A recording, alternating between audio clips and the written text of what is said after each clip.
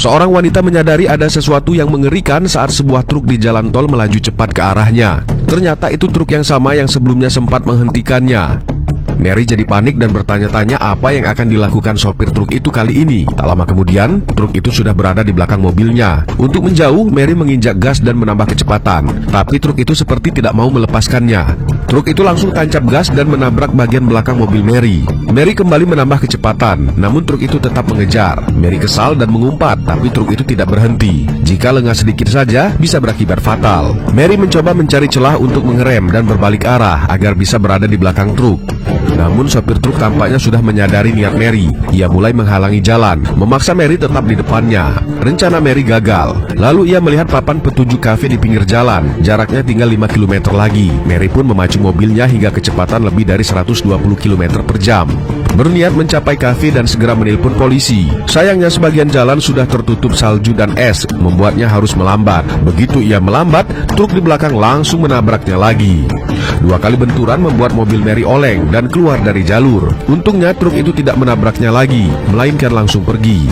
Mary yang sempat pingsan akhirnya sadar dan bisa bernapas lega. Ia melanjutkan perjalanan ke kafe. Sesampainya di sana, Mary duduk dan terkejut saat melihat truk itu ternyata juga terparkir di luar. Ia curiga sopir truknya mungkin sedang berada di dalam. Mary menatap pelanggan satu persatu, mencoba menebak siapa sopirnya. Saat pelayan datang, Mary berniat meminjam telepon untuk menghubungi polisi. Tapi pelayan itu terlihat cuek dan malah menyuruh Mary memesan dan segera pergi. Sikap pelayan itu membuat Mary ketakutan.